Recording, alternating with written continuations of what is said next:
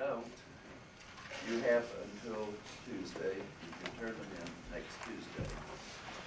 But you must turn them in next Tuesday.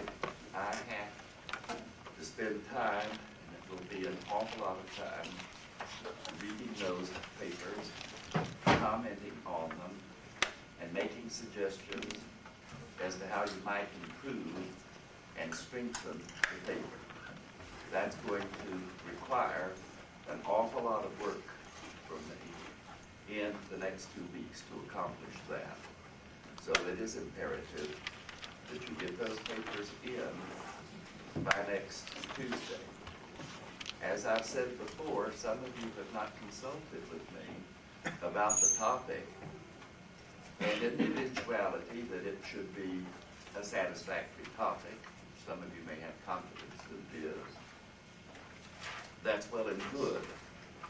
But if you wander too far afield and have not gotten my approval, I simply, in looking at it, will return it to you and not read it and tell you that it is not acceptable.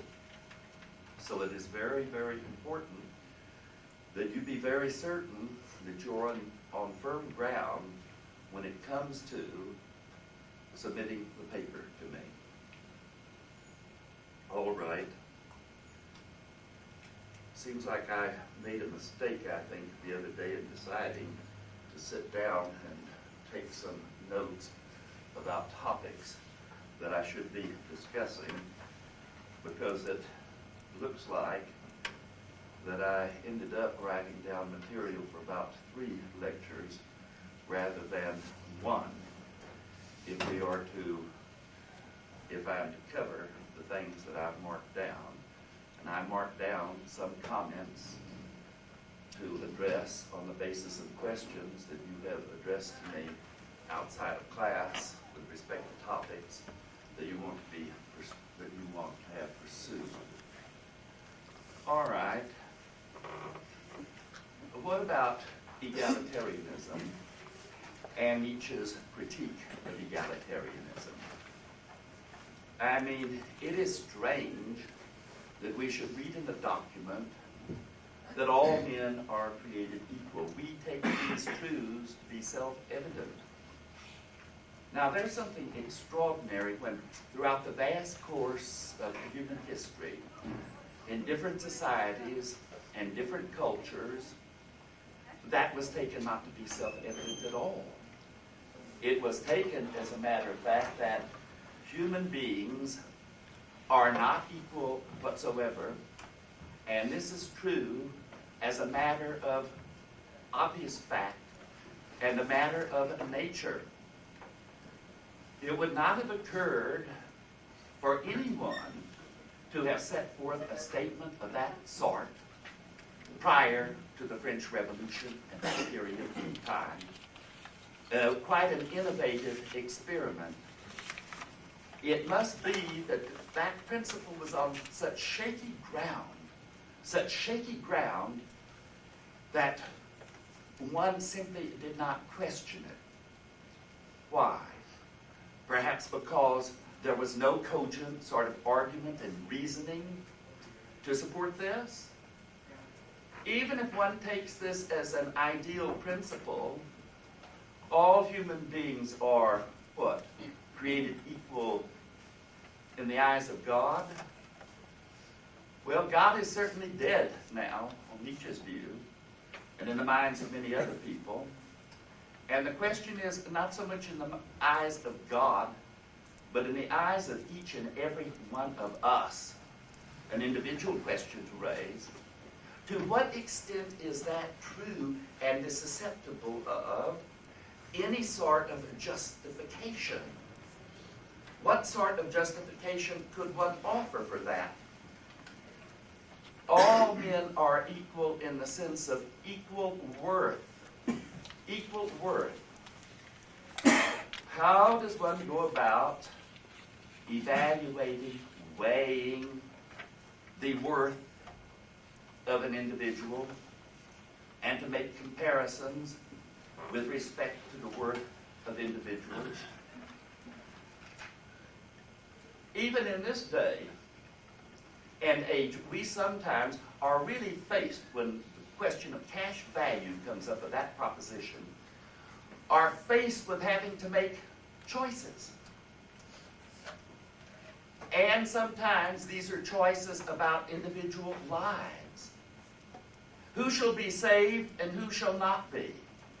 Say if there is limited financial resources available. Economic exigency sometimes where you really have to make a decision.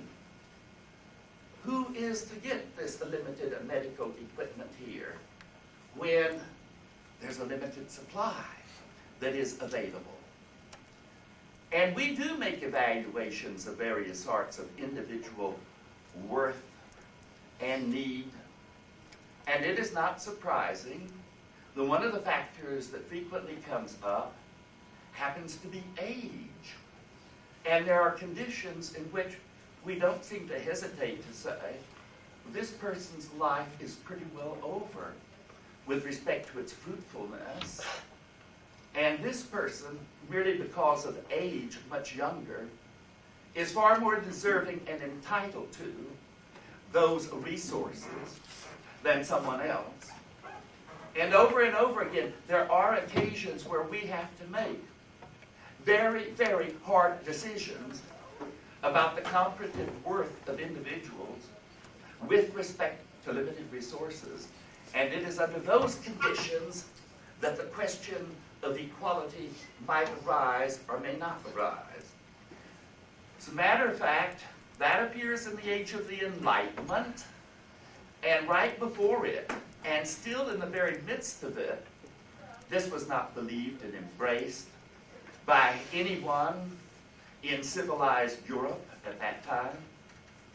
Very, very interesting that that should be put forth as a proposition that is not to be questioned, because it imputes your intelligence, your moral sensibilities, if you were to so much as question it. What were conditions, economic and otherwise, that made possible one of the newest of the idols, new value that comes upon the scene, that reverses, that transvalues the older values of millennia? What accounts for this? What sort of changed economic conditions, industrial and otherwise, makes this plausible and possible? When you are a people in a frontier area where there is required a great deal of cooperation with respect to survival and getting by, that requires, as a matter of fact, such cooperation, and where the different classes must now come together and mix for various purposes to achieve various objectives, egalitarianism comes to the fore and is central. I mean, it has that sort of utility value, and in part it diffuses something else. The resentment and hostility of the have-nots and those who in fact are not equal. I mean, is there a condition that is realized today of equal opportunity before the law? You people say this, how does that work? Equal rights before the law? And there is no such thing as the discrimination between those who are powerful and wealthy and those who are not? We have not obliterated in this society class distinctions. We still have economic class distinctions, but that is not relevant to equality.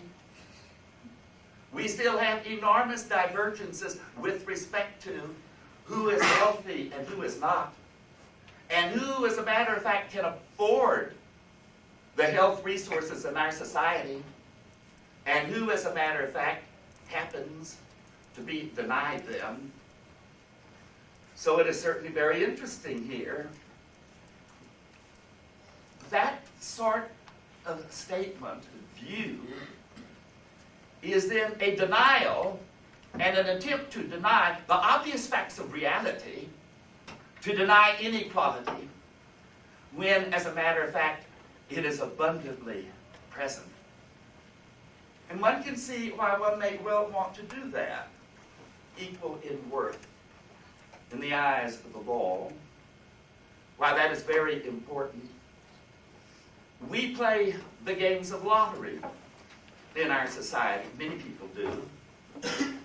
And we certainly feel, with respect to a chance hazard of that sort, that we are all equally worthy or deserving of winning the lottery. That the lottery in that respect, it doesn't discriminate on the basis of who you are. So we have an equal chance there. And does this imply in some sense, though we would like to think so, equal worth? I am just as good as you or anyone else.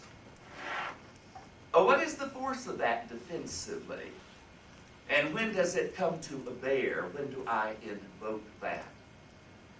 You see the extent to which it is an endeavor to diffuse very much true inequality and the resentment that this generates within a hypocritical society that professes equality and does not live it.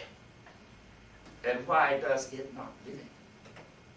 What is it that prevents, as a matter of fact, that ideal from being realized?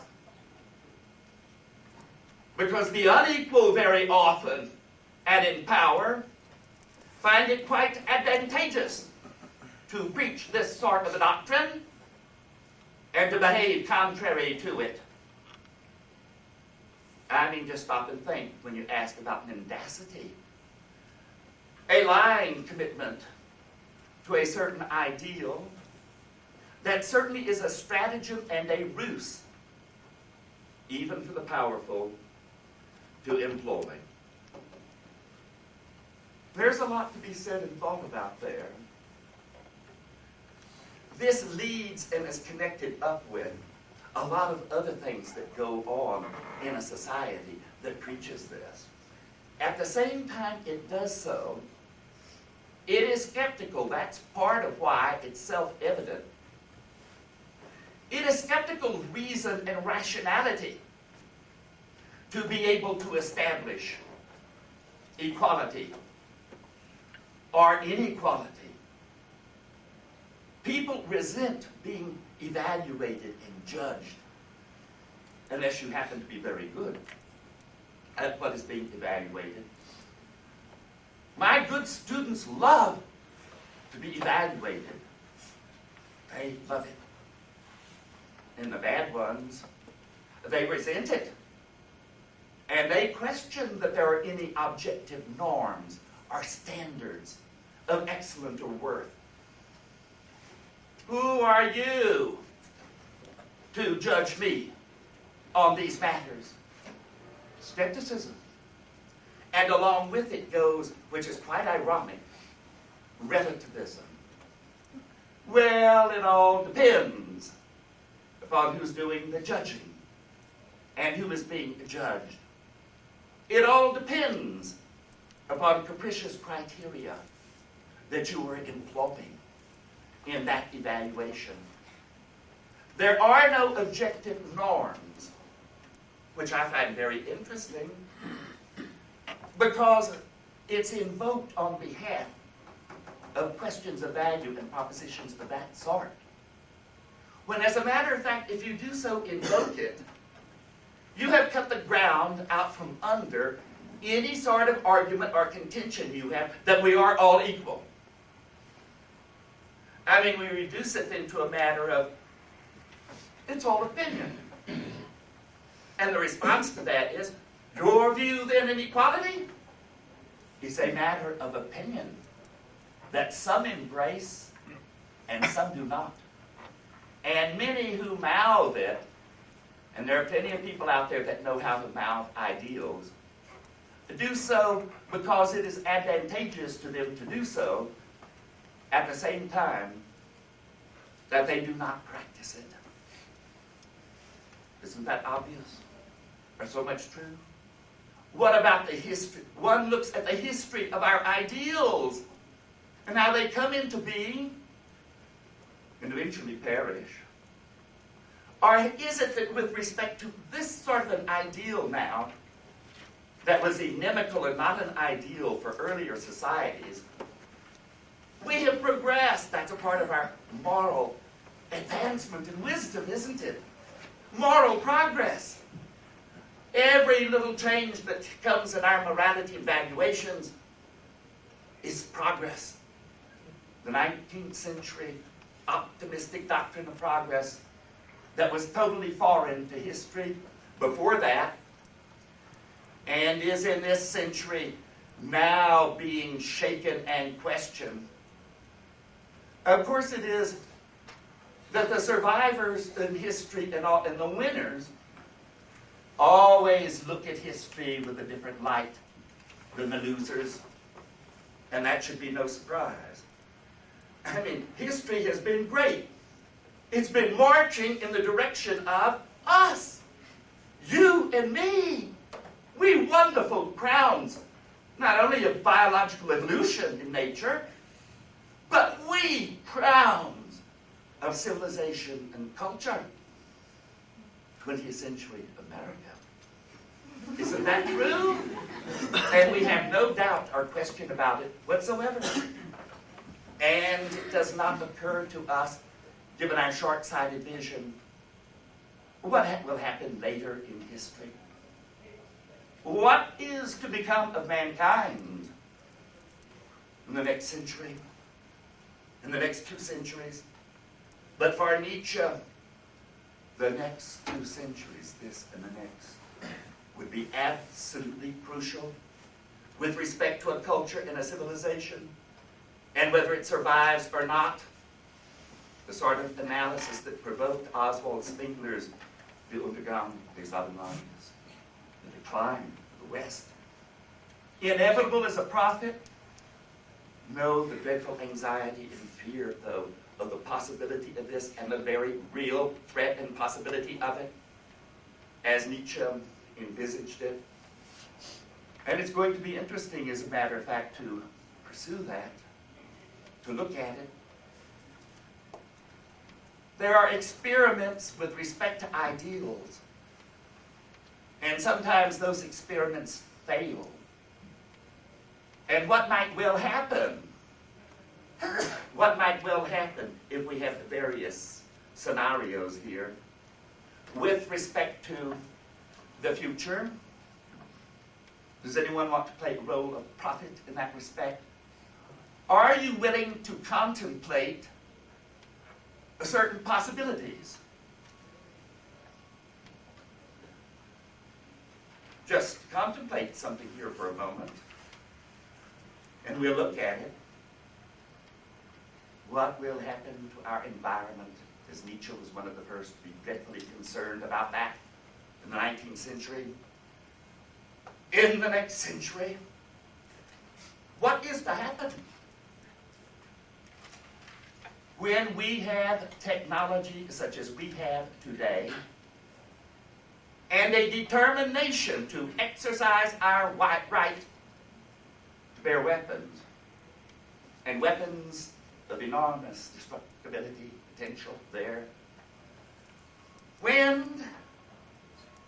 we have out there in the world, talk about values and commitments, Islamic, fundamentalist, fanaticism, convinced, as a matter of fact, one God, Allah, one scripture, the Quran, yes, one ruler, a caliph, above all, one people unified with one way of life, the law, as it is found in the Quran, and who believe, as a matter of fact, that if in pursuit of this, they should perish.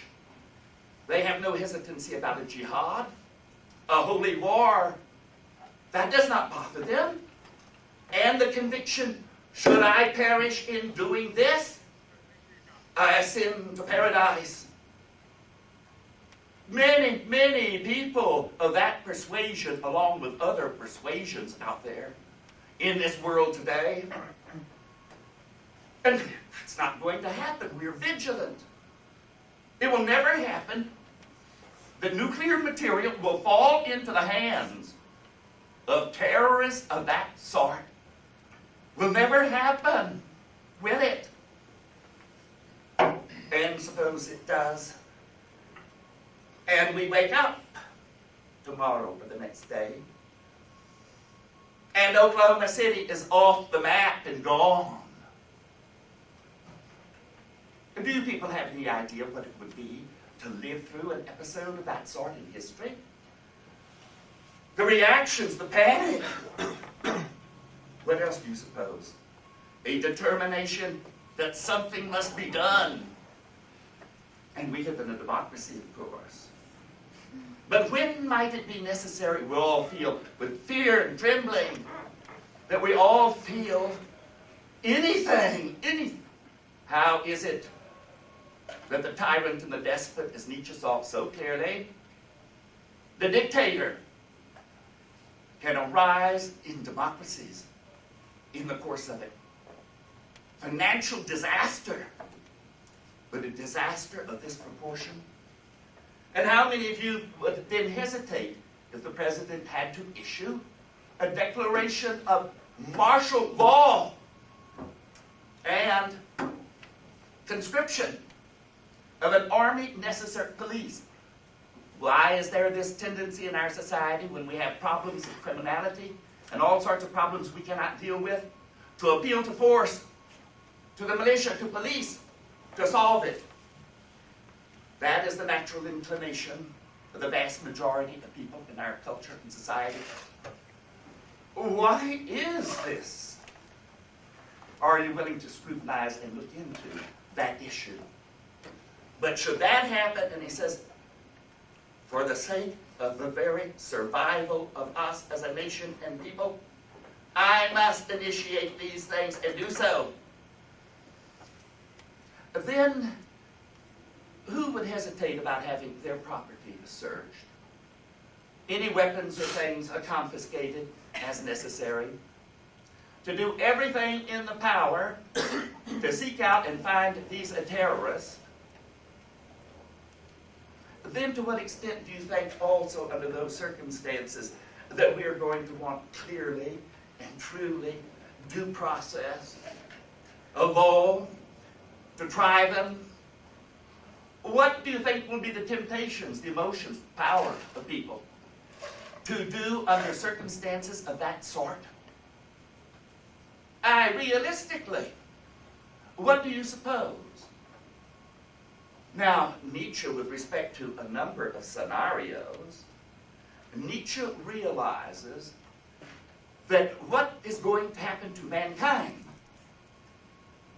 eventually, that's unquestionable, and we will be extinct as a species.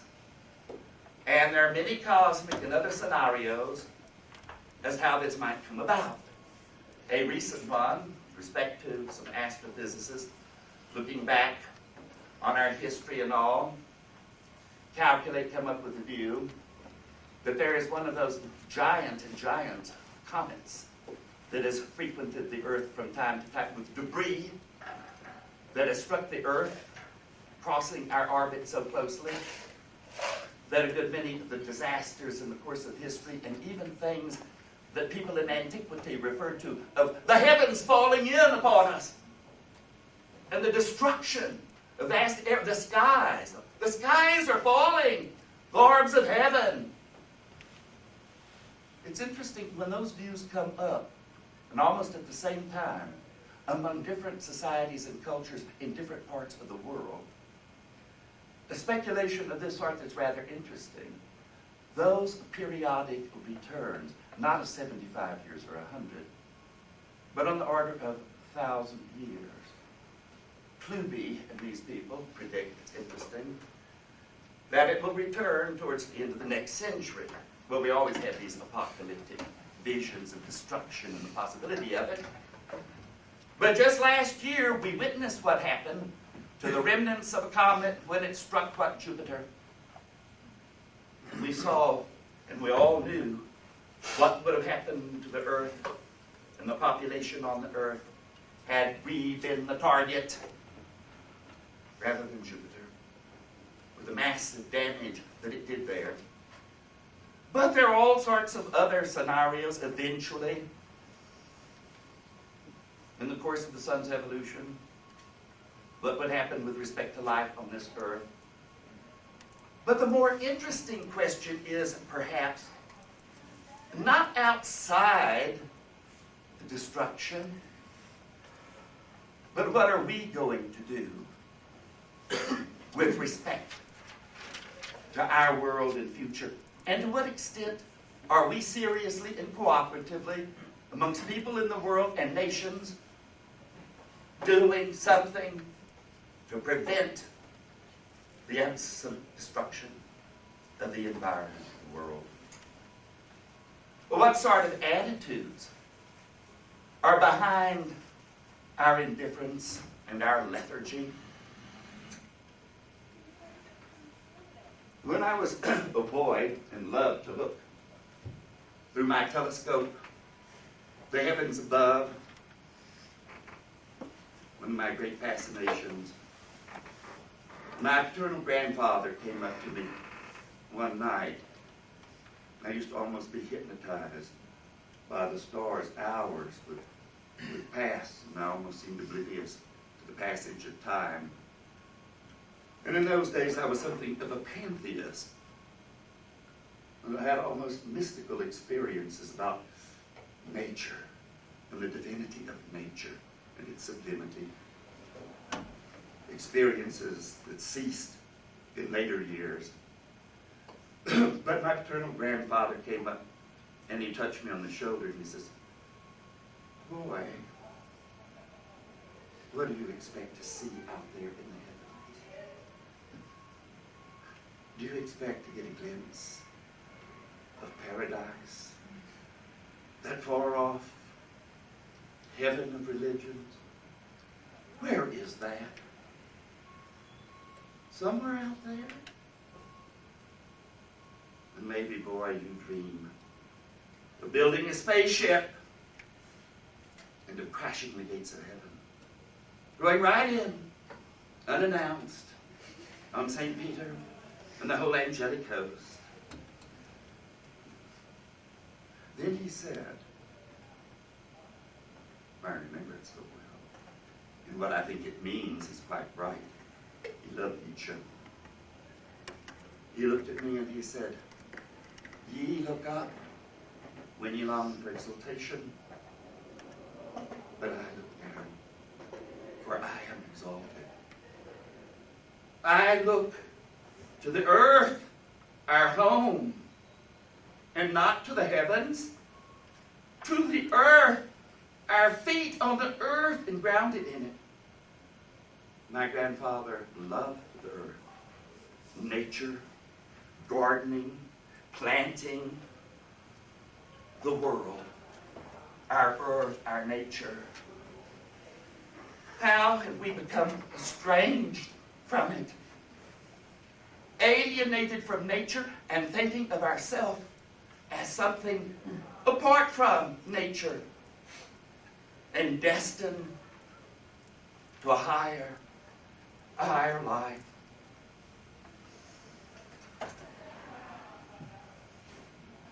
Life crucified on the cross dies to this world to be resurrected to a higher world, our destiny. That's the meaning of that. St. Paul. Be ye in the world, but not of it. No, but not of it. As a visitor in this life and world, but not of it.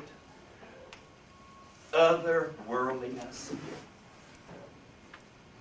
God gave us dominion over nature. And we are to exercise that dominion. How? How? As stewards of the earth, talk about Christianity and its attitudes and values. Why one can be indifferent. For if you believe that you are destined to a higher life, and this is just temporary, and you are a visitor here, then to hell with it. What difference does it make as to what happens to this world, this nature? The only one we know, Zarathustra comes down out of that cave, and he looks up grateful and worship to that God in heaven, the Son. Our Son, and Son alone, that warms and provides for life, the life-giving energy of this earth, this planet. But if you think that's the way it is, this is just a temporary home passage. So when it rots and goes to hell, our destiny is of a higher one, of a different world, a world beyond this world. What about that? Nietzsche over and over again, when he talks about reinstituting man in nature, removing the alienation we have from ourselves as the natural creatures and animals that we are, and an attitude of reverence. Reverence. People don't know the meaning of that anymore. Reverence for nature, for our world and life. They are utterly indifferent to that. And how could that come about? Such incredible indifference, when one can understand it. If you're destined to a higher, more perfect, other world and other life. Not the rest of nature or the animal world, but we have had a higher creation, a higher origin than all the rest of nature, in which we have a destiny that is above this nature and this world too, so that it easily and readily engenders contempt for it.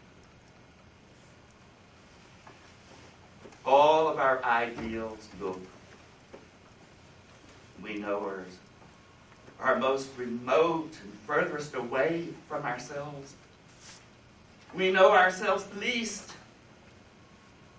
with respect to our problems that confront us out there today. The conflicts that we are unable to resolve or to face up to diagnose properly so that we understand them, how to treat them, because of the moralism and moralistic language that we employ instead of endeavoring to think neutral and in causal terms and other ways about the phenomenon. We're prevented from seeing it. Because in that respect, too, we do not know ourselves, connected up with our inability to examine and scrutinize our values, our virtues, our vices, our emotions are at war within ourselves, at war. All of those idols and values from many distant and far places and times. Old idols and old distorted monsters. Babylon, of Israel, of Greece, of Rome, of the Teutonic world, of the medieval, lying, heterogeneous, absorbed, mishmash, here and there, in conflict, contradictory, at war within us, the conflict, the turmoil, the confusion, the misunderstanding.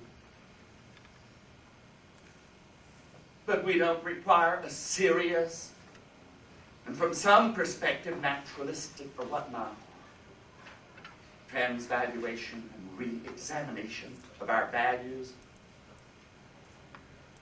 And what do our moralists do today? Moral philosophy today, social and political philosophies on addressing these questions and issues. It is bankrupt. The moral and political and social philosophy of our day is bankrupt because it does not address and it does not know how to address all of these questions and issues that we're confronted with. There are various scenarios and various possibilities, chilling ones.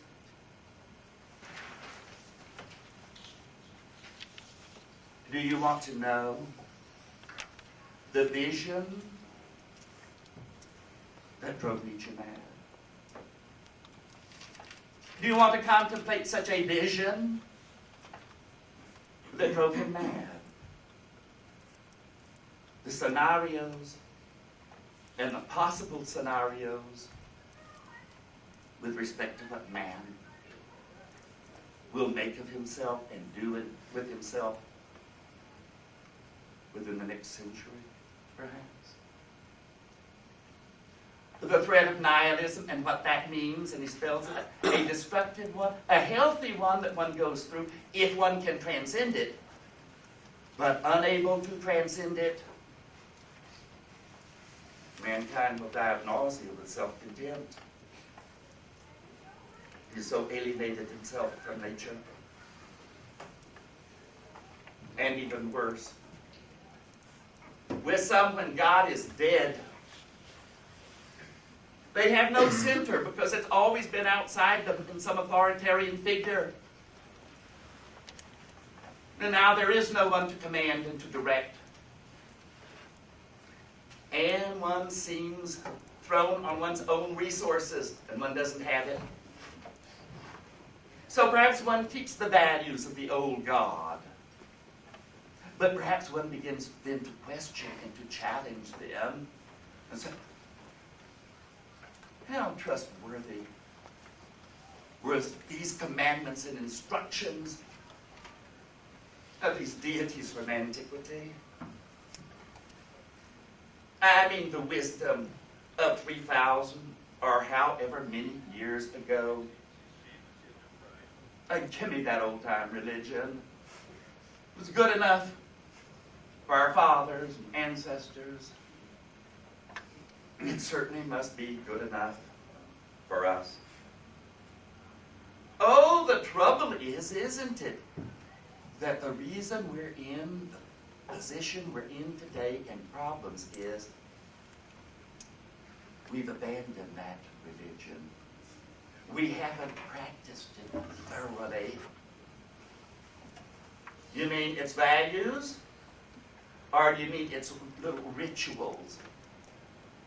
And its confessions of faith? Which do you mean here? That it hasn't been given a chance? 2,000 years in Christianity has not been given a chance. But who would hazard perhaps the hypothesis that it certainly has? And the imminent crisis of today that we are experiencing in the West is that we have been betrayed by those values.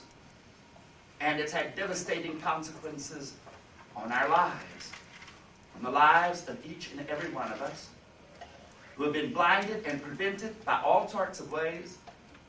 Indoctrination, superstition, myth, the power of it.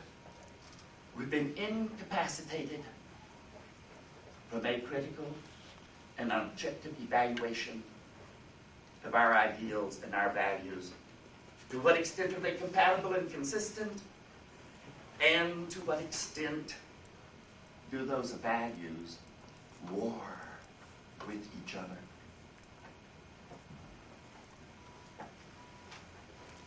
The individual is thrown back then on himself, and he has not been taught to handle and think and deal with those issues for himself. Are we not moving backwards, forwards, continually through an infinite abyss of night? That doesn't answer to an experience in the lives of any of you. But it does answer to the experience of more and more people in the 19th beginning, and certainly in the 20th century today. That sense of loss, in which one always wants salvation, and one waits as an inattendant Godot. Wait. And God shall return, and it will all be settled. Or come the revolution, or what have you. But it is not that humanity is acted in pursuit of agreed upon goals. We see no real movement and direction in that way. And with respect to us, one of the biggest powers in the world, what happens when it comes to summit meetings and other things about the environment and what we are to do?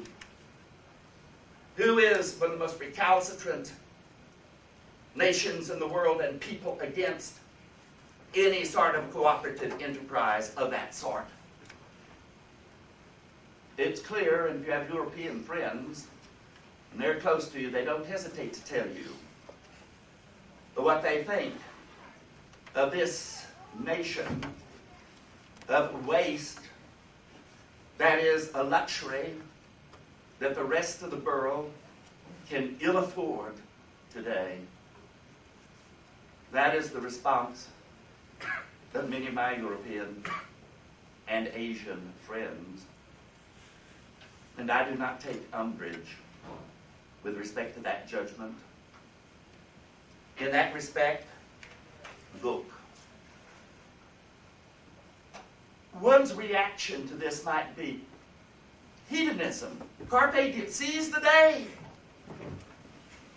I mean, we've learned the lesson, we all die, and that's it eventually. And eventually the whole race is gone too. And this phenomenon passes from the stage of history. Now it's interesting how people can respond to facts of this sort in quite different ways. Very interesting, even perhaps unconsciously. This can be a Weltanschauung, not spelled out deliberately, in the back of one's head. One of the things we know that's very interesting about human beings with respect to game theory and tests and all, even there, people are instructed to play certain games and they know what the game is, how it works. Now, by a certain amount of cooperation, one might get a bit ahead of another to some extent. But you can beat, but not only within narrow limits. If you exceed that, the game is lost. You both lose. And as you people know the result of many and many of those games where people try to play it, they most often end in all losers. Self-interest and short-time self-interest as opposed to long-range self-interest. And your self-interest are those, an interest you have also in your children and grandchildren. And for how many people does it go beyond that? Maybe their children, their grandchildren. But what about on and on? Well, what about an addict? What difference does it make? It's all over with sooner or later anyway. And how much of an attitude with respect to this long range the French Revolution. Après moi, les déluges. After me, the floods. What do I care? After me, the floods. One of my students, very, very bright young lady, some years ago, when we were discussing this sort of issue, note, sharp, witty, brittle, and what lies underneath it. But what about our obligation, or do we have any, to future generations? I loved her dearly, but oh, this sort of streak in her, so revealing and interesting. Fred, she said, when I think of this sort of question about the future and my obligation to future generations, I always ask myself this: what have they ever done for me? Yes. And we can all chuckle, can't we? And grin with respect to this. What happens, as a matter of fact, when you do have out there, if this happened, a lot of people who profess belief in God, do they or do they not? Half-heartedly? Or is it with real conviction? Or is it a lie? Do you think an atheist or agnostic would ever stand a chance, boldly saying so, of holding office in this country? What is the likelihood of that? That it's a condition of office that you are supposedly Christian, that you at least pretend to be, maybe a Jew now and again, but from that Judeo-Christian tradition, I don't suppose it's very likely, not if people knew what they were about, that we would have an Islamic president of this country. Nice to contemplate as a possibility. But look, when we talk about power, and that ideas are ideological instruments of interest and of class interest, and they are used in conflict. And Christianity has been used over its history in that respect to justify despots, the divine right of kings, submission to the worldly authorities, submit to Caesar and to God, going hand in hand. That streak very hostile and antithetical to those movements that tended to overthrow absolutism and monarchy. Well, some people handle perhaps well the news that God is dead. Maybe they want to say, I want to understand myself differently. My world and nature, if this is all we have. And at least there is the question of how long might we postpone the ultimate demise of it. Nietzsche, the hope which will happen to mankind, and the terror of the likely scenarios that he saw out there. Isn't it difficult for each of us to learn a discipline? And given a choice of a more immediate interest, to pursue it at the expense of our own long-range, greater self-interest? We do it all the time. When it comes to any question of environment and pollution and the sort of action that's required, what gets done generally? Nothing. It's jobs at stake. And so, of course, nothing gets done. Self-interest, interest. As belief in God perishes, becomes more and more widespread, you're going to have more and more different reactions to it from different quarters. I mean, there are going to be those, like with that Coors beer ad. You only go around once, live it up. That's one response. My mother's response to that some years ago, musing over this, said, you know, Fred, I used to think maybe, possibly, I might see your father again. And others in the hereafter. He was almost 90 then. But I no longer believe that. Fairy tales. Fairy tales.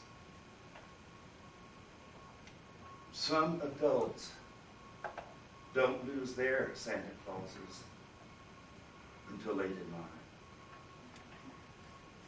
You perish, and that is it. You perish, and that is it. And son, you ought to take that to heart and think about it. And do not postpone with respect to those you rob. Showing them now that you love them. For you will not have an opportunity to make amends in eternity. So live so that you will have no regrets about this matter. No regrets. Oh, yes. Different responses to the same facts. Any salvation or meaning to existence and life is going to be grounded in the here and now. In nature. In this world.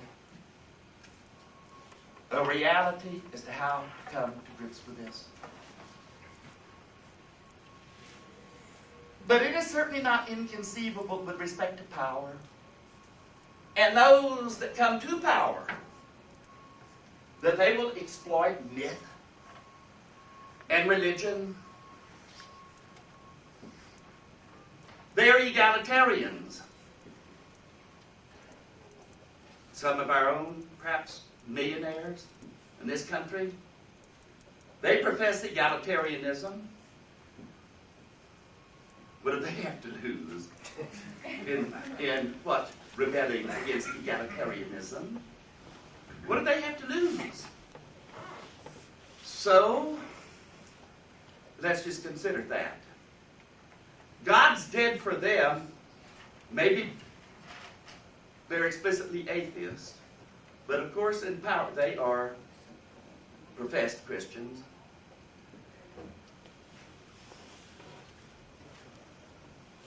They are responsible for policy. They, what? They electioneer and promise, and they are good stewards. Their vision is, there's nothing beyond. There's no reward. That's the great lie. The postponed rewards. No, there's none of that. It's here and now. And I'm getting mine here and now. I'm going to do to get all I can, and perhaps for enough for my children, and maybe their grandchildren.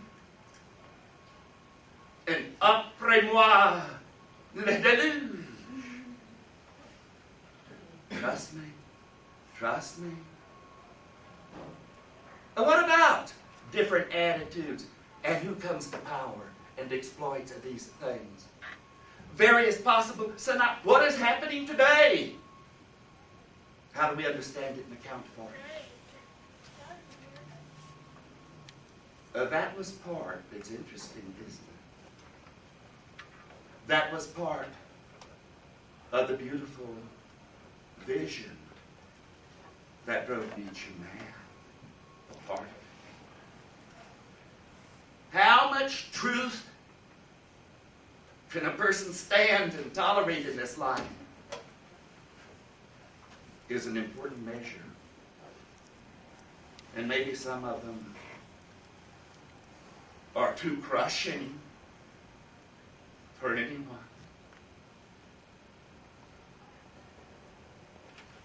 Let's take a break for a minute. Go out and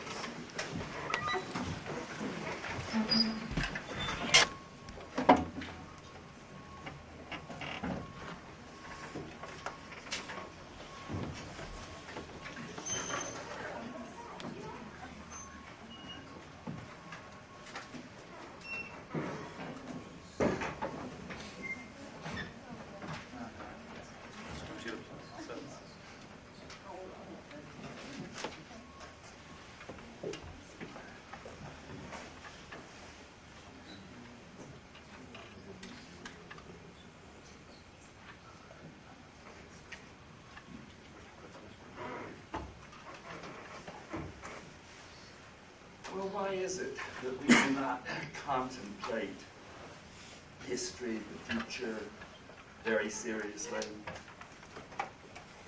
We don't have, as Nietzsche said, a sense of history, of historical past, or a sense of cosmic or geological time. How long has life been on this planet? And how long was it unicellular for so long, before it became multicellular? And how long have we, as a species, been on this planet? And as a species, we were animals, we are animals. Something's happened to us, we've changed. But what was it like 40,000 years ago, 50,000 for civilization? How did this cunning animal live? Or is it in this respect, of course we had a divine origin, and we were created, all the species, at once and just as we are, with a noble character.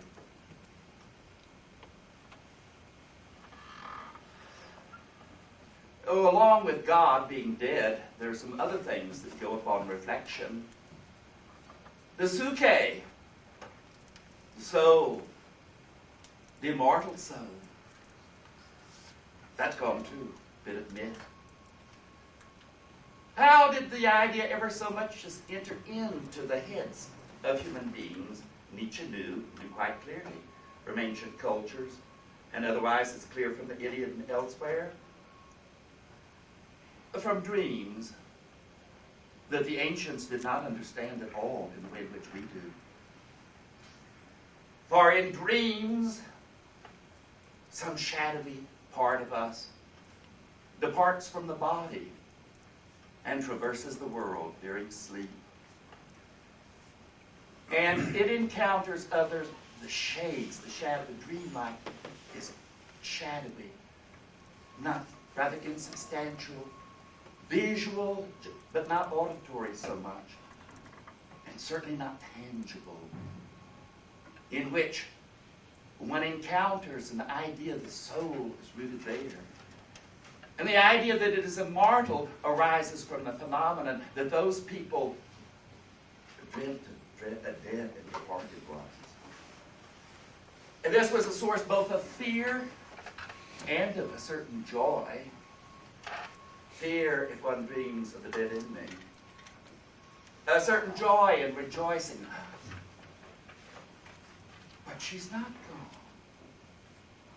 She's in the shadow world.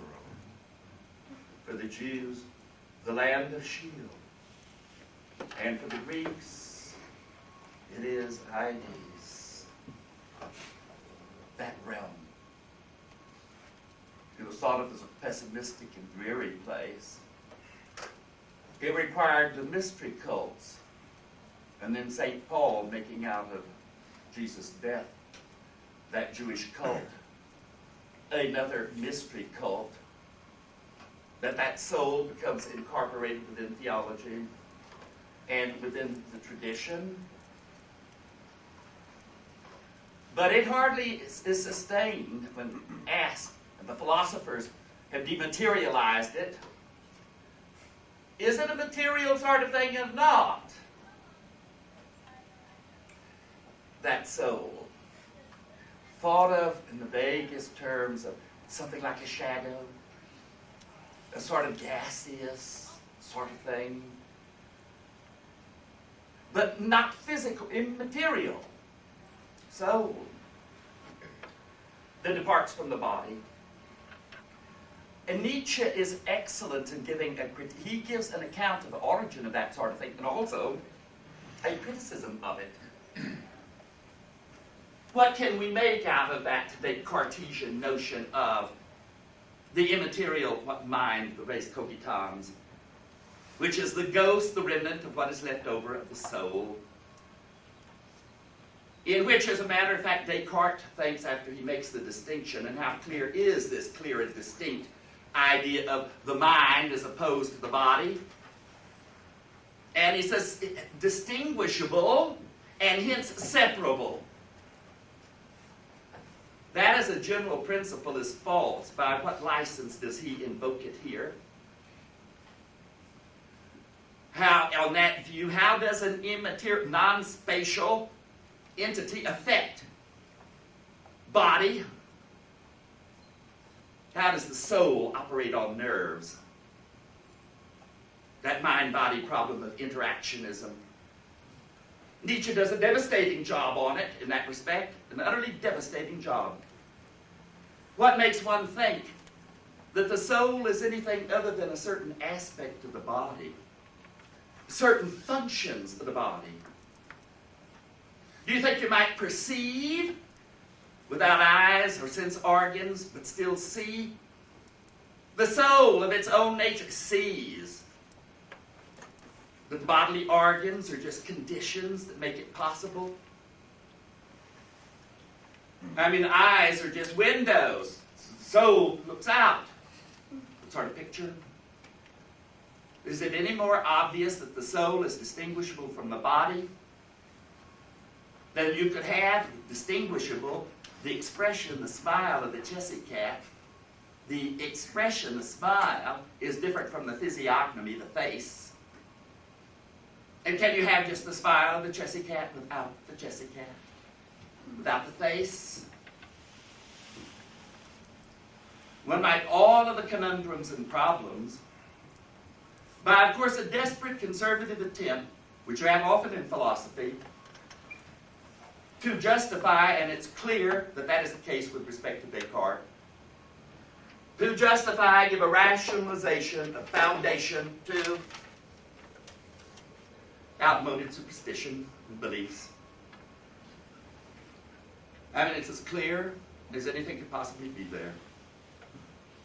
Do you really, can you make sense out of the notion of memory, apart from a brain and a nervous system?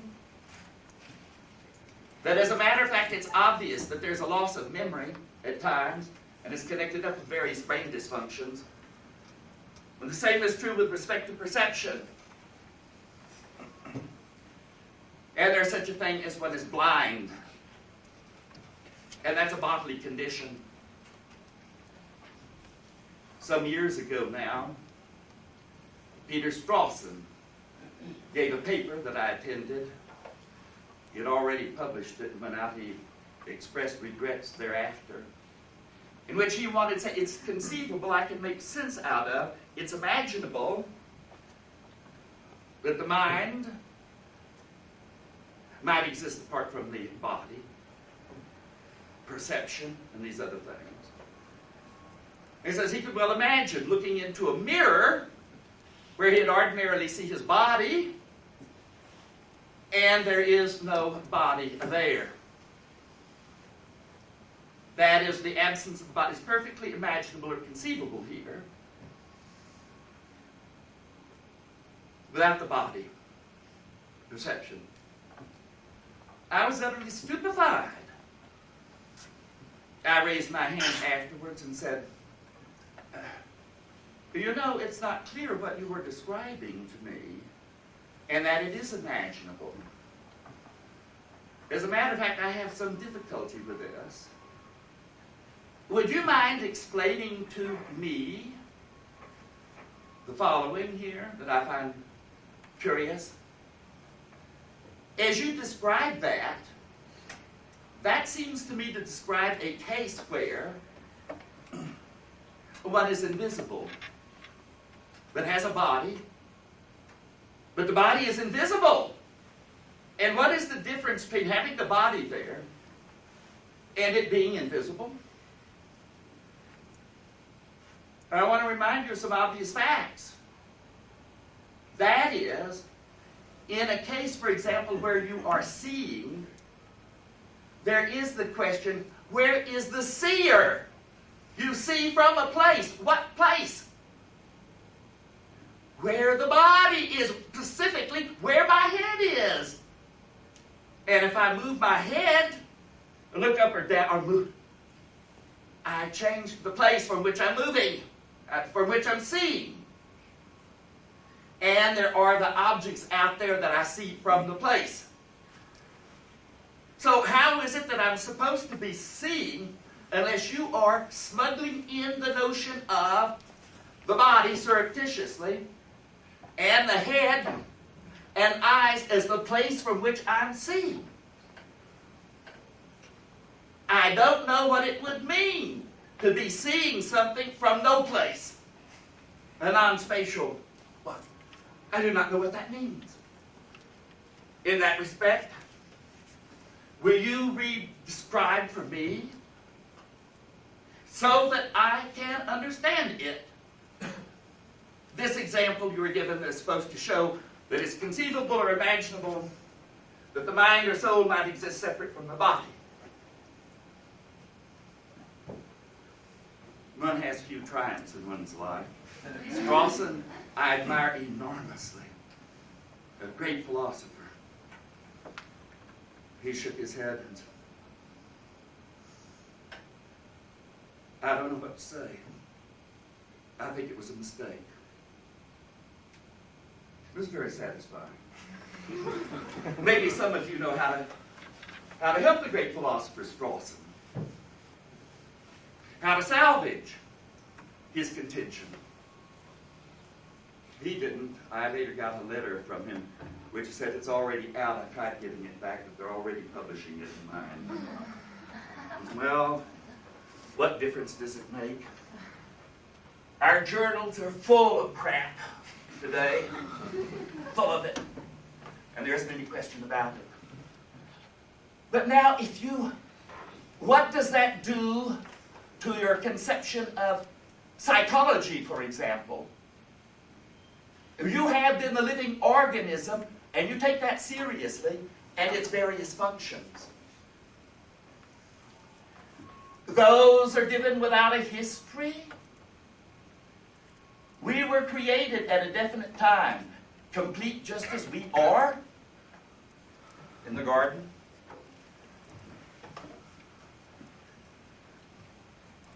We have the divine faculty of the logos, of reason in us, supposedly. Spark of the divine. The Stoics, Spermaticus logos. Yes. In arche logos.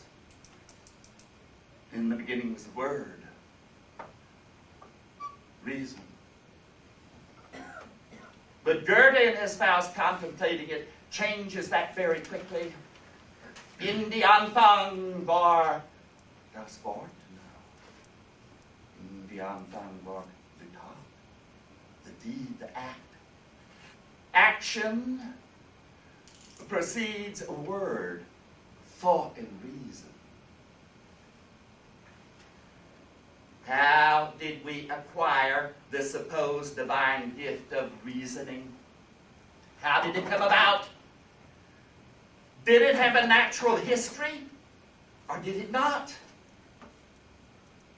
And we had the faculty of memory, such as we have it today,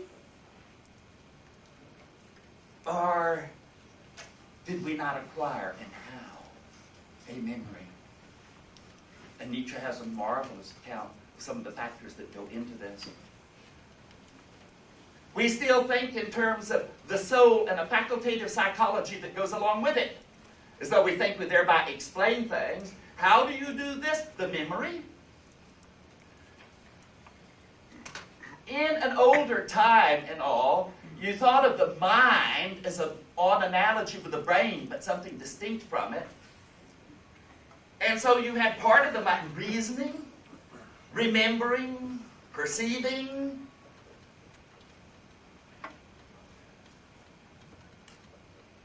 But those were all myths.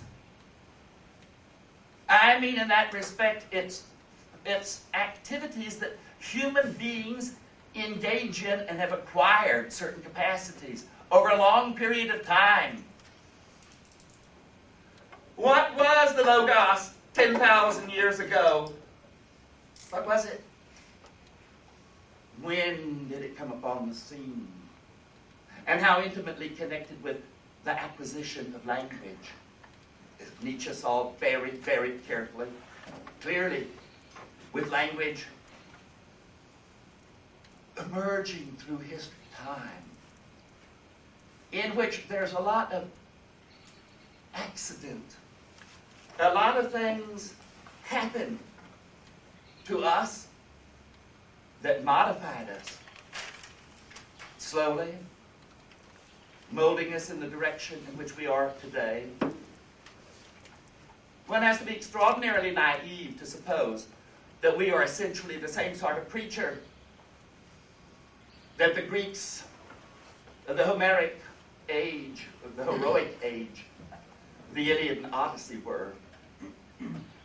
One would have to be stupidly blind, as Nietzsche saw, to try and interpret their actions, their worldview, by a projection of our own into it. That would, as a matter of fact, be a colossal failure. Much of this would be a matter of more careful biological scrutiny of ourselves and our history, our social institutions, and maybe with respect to our pre-literate history, anthropology might tell us quite a bit. And a lot of it conjecture, but maybe, ethnology? And comparative ethnology of the behaviors of animals that are very close to us might shed some light on it. Though procedure is not a matter of argument via the philosophers,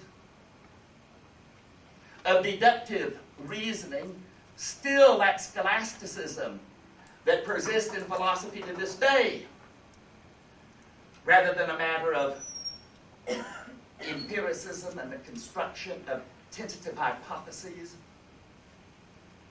and testing those hypotheses to the extent that it fits in with what social data, what understanding we have of economics and economic forces. The project envisaged by Nietzsche is a colossal and difficult one, requiring many laborers cooperating and working their specialties in different areas. Not the sort of simpleton thing that passes for philosophy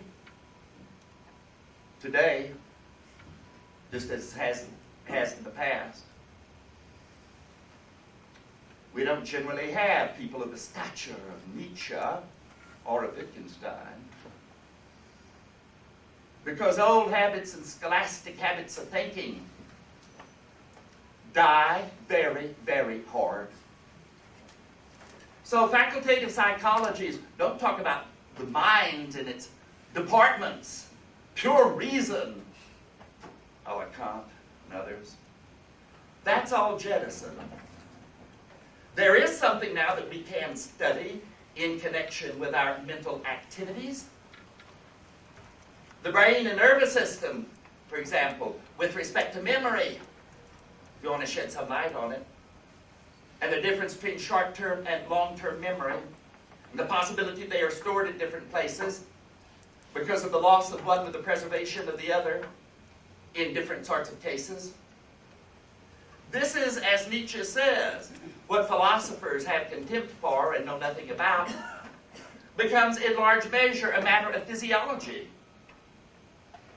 neurophysiology, in that respect. And Nietzsche says, soul cannot act on nerves. We have a nervous system.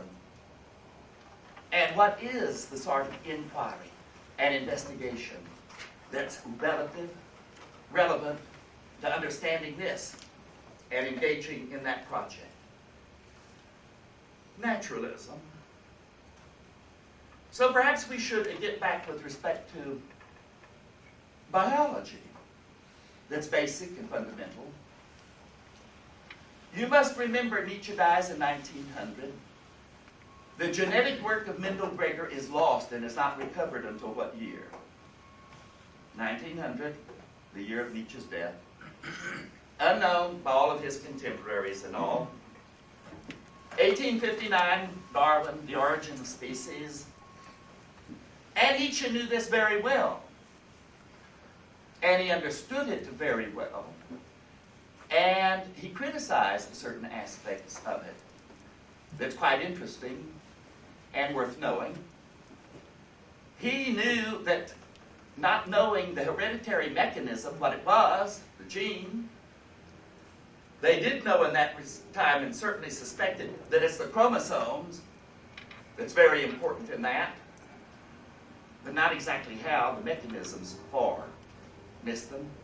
But they knew facts about animal husbandry and breeding and inheritance of certain characteristics. They didn't know how to decipher that completely, but the genetic factor was there. They were also quite aware with respect to human beings, and they were fighting this out about the relative importance of the environment and environmental and learning factors as opposed to genetic factors. And Nietzsche, of course, recognized both of them. One of the things he did that really does not do as much damage, but you must acknowledge it, he mistakenly held to the view of Lamarckianism. That is, of the inheritance of acquired characteristics. That was still being debated, and there were still plenty of them around at his time, and plenty who were not. It did not seem to be that decisive at that point. I mean, it was really not clear about the permeability of the germplasm with respect to environmental factors. That was not clear. It's whether you might not inherit acquired characteristics. On that, he was mistaken, as many of his contemporaries were on that score. But what he tries to explain in that way, you could still explain in terms of a hereditary tradition, the tradition, not genetically, tradition of passing down from family to family, and they were very careful about whom they selected and married off, and what sort of characteristics they looked for. There wasn't a great deal of romantic love that was involved in this, in most of history, in which it was very, very practical and for healthy offspring and intelligent ones and so on. And that they learned a certain tradition and discipline and passed it down, so it was a matter of learning. So you can say many of the things Nietzsche says in that connection without invoking the Lamarckianism, but it can have an explanation some other way. And I think that ought to be clear. He accepted as obvious evolutionary biology, that there has been evolution, as many another person did before Darwin and Wallace came on the scene in 1859. I mean, it was obvious from the paleontological record. What was not obvious is how did you explain this development and the proliferation of life forms? What was the mechanism? And Darwin provided that mechanism, perhaps quite simplified in a way, but he saw it as a process of natural selection. And he saw it as a process of competitiveness, in which there was a process of eliminating in the struggle for survival with respect to a limited food supply. That is, there didn't seem to be much difficulty in explaining life as a biophysical phenomenon that arises on the planet slowly over a long period of time and then begins evolving by this principle of natural selection.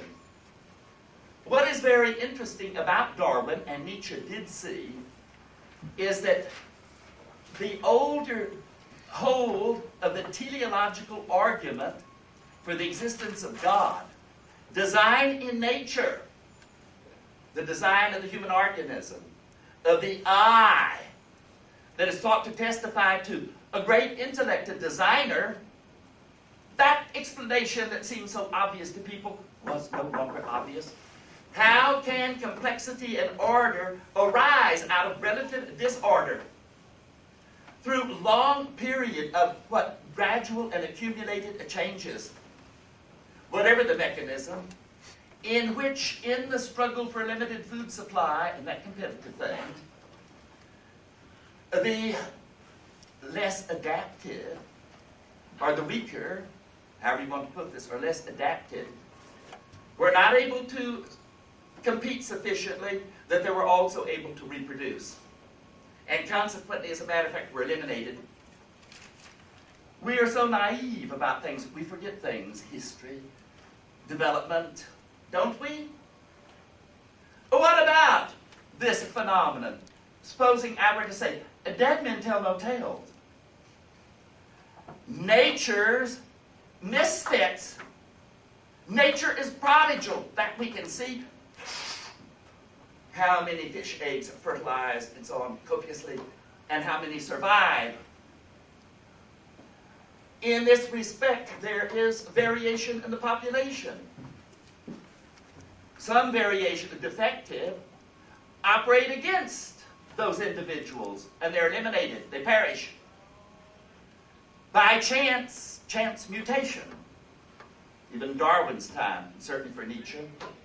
Some of these changes and influences environmentally on the germplasm would bring about advantageous characteristics in this struggle for competition. And in that respect, there would be a process of natural selection and elimination. And over the course of time, we can trace back in other species the very, very early and primitive sort of eyes. There is, as a matter of fact, a visual spot, sensitive to light, in certain, protozoa, the Euglena viridis, and as responsive, as a matter of fact, to light. So in that respect, with respect to these organs studied homologously, we can trace back that development. And now it can come about that what appears to be by purposeful design, an intellectual maker, that nature, as a matter of fact, has a process of evolving, and to those without eyes to see, the argument from design might have force, whereas now it no longer does.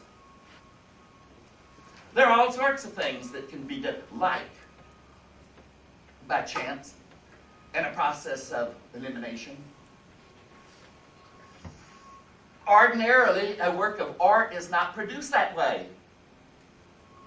is it? There is design and purpose and creation in most works of art. But there are interesting games that come up and are possible in the 20th century.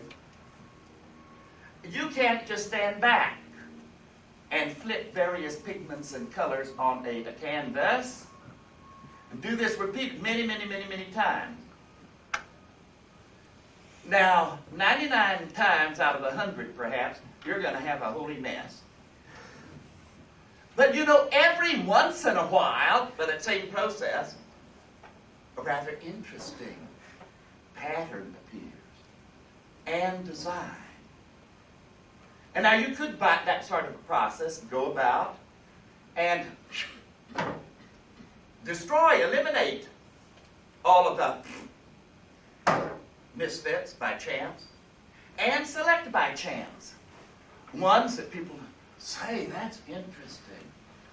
How weird, wonder how he did that, or you ever think of something that sure is curious, though. Interesting. In which it could be an object of aesthetic interest for us. That's not ruled out, and that's not impossible.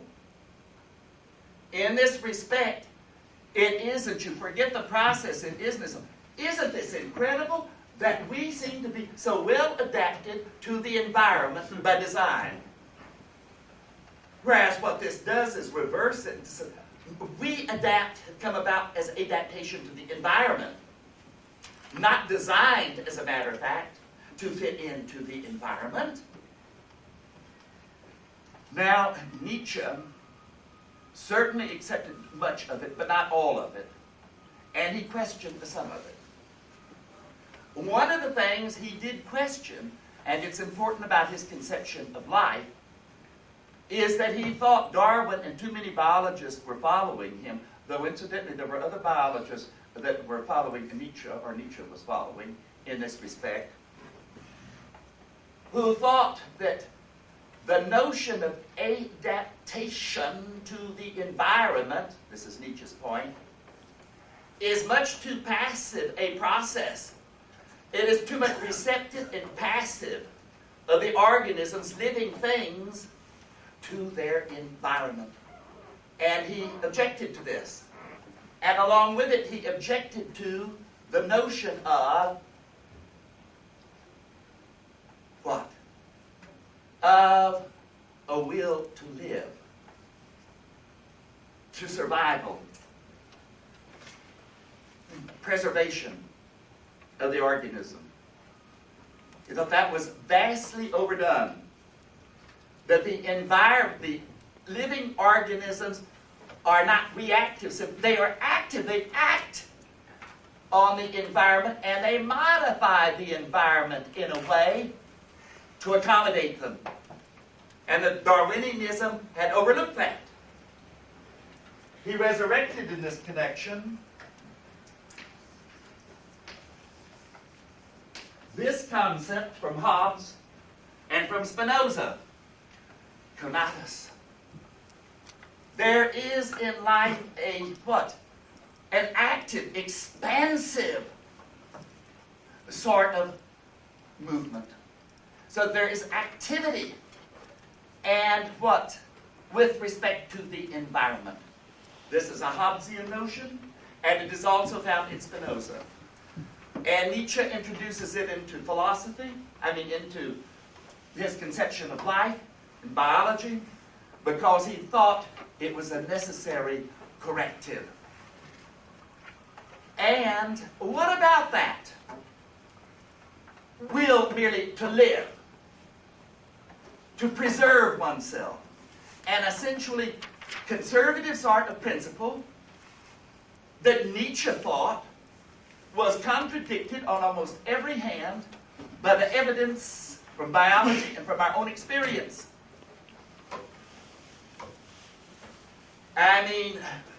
What life? The individual life preserved?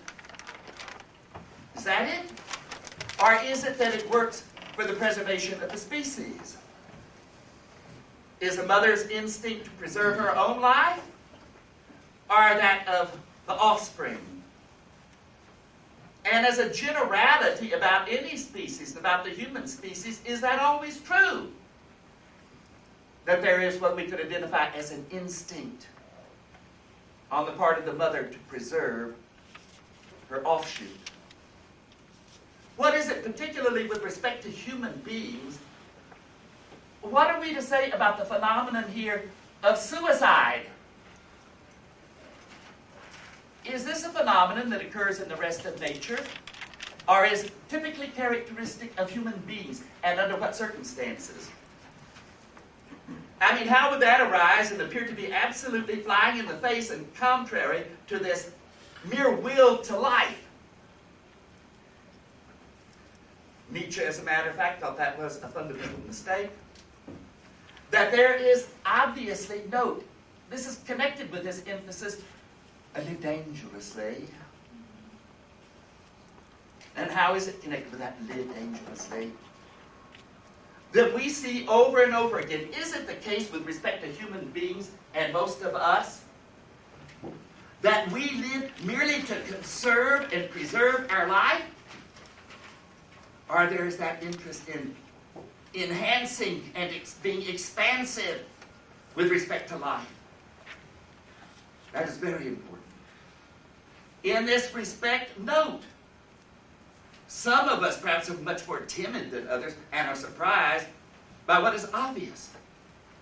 That there are many people out there that seem to be reckless, to disregard their own safety. It's only little milquetoast like myself and some other of you out there, maybe a good many of you, that do not seem to be reckless, that are concerned primarily with conserving, preserving our life. There are others out there, but that's a whole spirit of adventure, of living. They like to do things I wouldn't dream of doing: mountain climbing, the exhilaration of it, speeding. I don't like that either. There are very few things in that respect. As a boy, I knew what I was doing was terribly dangerous. As reckless as could be, curious, we were interested. I mean, I had no hesitancy about getting that flask very, very cold. Yes. With a bit of carbolic acid phenol on the bottom. And getting it very cold and watching the temperature.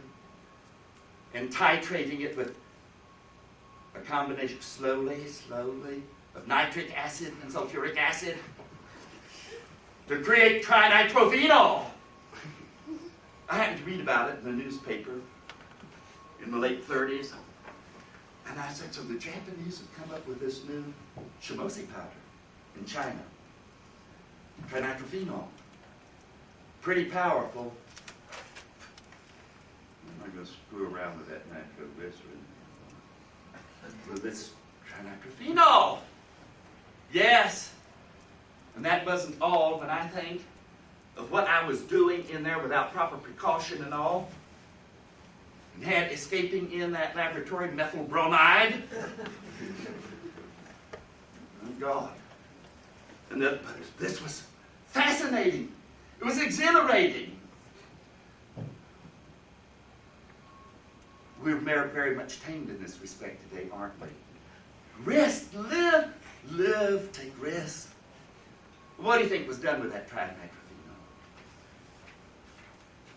Well, this was just before and done deliberately for that. Halloween. You know, now we have these little, God, I love it. It's gone. The old days, 30s, late 40s, trick or treat. Screw that, in the old day, it was trick. And we took that outside Livingston in Texas, where I had some friends and all. Fred, can you really do this? Count on it. We didn't get ourselves blown sky high. But Halloween, I forgot the name of the farmer, it's old Farmer Brown out there. It was just a nuisance, always chasing us out of his watermelon patch and everything. We always, bastard. We always wanted to get even with him. And that Halloween, I got, talk about success. Still quite young, underage, but they all celebrated, thought it was marvelous, took me out for beers afterwards. Jesus. We blew that shithouse sky high. That's exactly what we did. And I tell you, he came running out of there with a shotgun, and he was furious as hell. And had he had a chance, and knew God. Oh, it was so wonderful those days. I mean, you don't know or experience the exhilaration of your wickedness, of your wicked inclinations. How much fun, exhilaration, joy. A few years later, schools disturbed about all this, and Halloween parties, little cookies, and milk, nice little games for us. I never did buy that. I never did. I got of an age when I thought, uh-oh, I better give this up. I might get into trouble with the cops and all. But I certainly, look, in a certain way, when we are tamed and domesticated, it's not just Freud that saw this in Civilization and its Discontents. It was Nietzsche, too. We improve ourselves, tame, domesticate ourselves. And no doubt is that it is of value. Do we pay a price, any price at all, for that spiritualization that results from domestication and taming us? So that in a certain sense, we will pay a certain price by bottling up the hounds within us. We're stepping. Yes, that is, when you read the Iliad, these people enjoyed the life of battle and fighting, pillage, and rape. They were just like a bunch of schoolboys in a fraternity going out and robbing panties from some sorority house. Exhilarated, thrilled.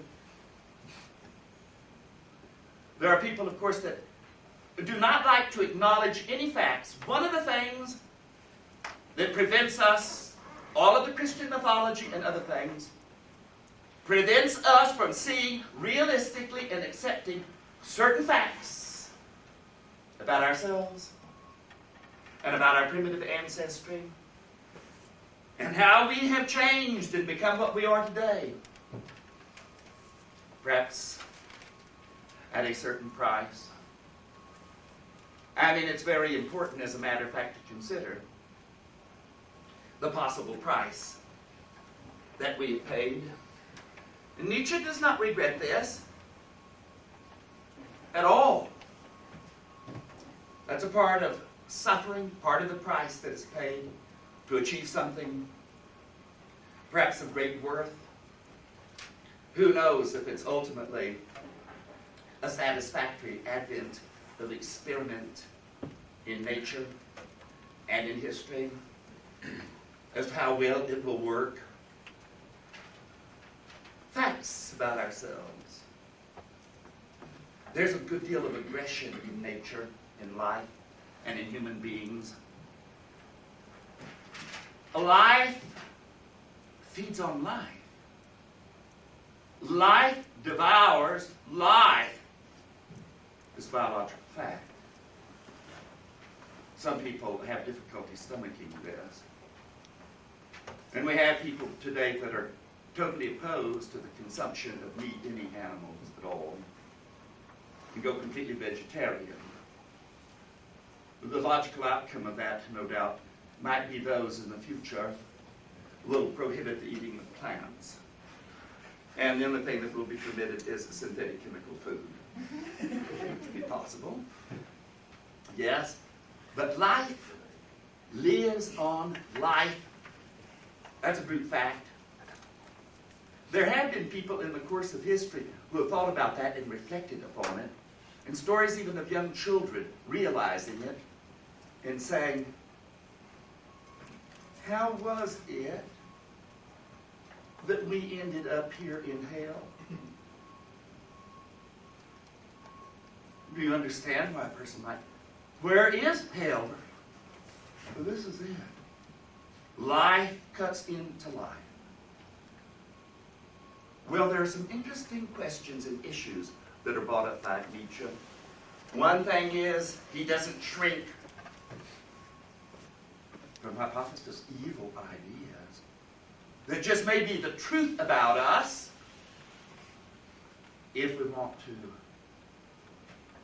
make ourselves something more sublime and different. We cannot do it without knowledge of ourselves.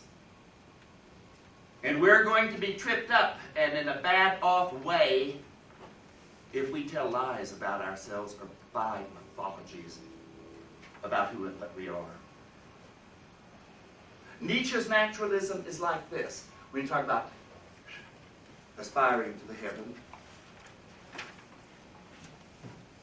the German philosopher contemporary with Nietzsche, Rudolf Hermann Lotze, in Die medizinische Psychologie. He says, talk about spirit, the sublime. Spirit has a place in nature. It's not supernature, supernatural. The naturalizing of spirit. How is this achieved? What is involved in it? Spirit, Lotze said, is the bloom, the blossom on the stem of matter that has its roots firmly planted in the dung and the soil of the earth. And it is that dung and soil that nourishes the spirit, the blossom. True also of culture and of everything that is worthwhile. All the beautiful and ugliness that we find in humanity, and mankind, and nature. All the warring good and evil that passes slowly, inexorably, one into the other, as even the highest ideals of us at any time are mankind, passes into the Heraclitean flux. No eternal ideals. Nothing escaping the inexorable flux. Yes. Okay, so much.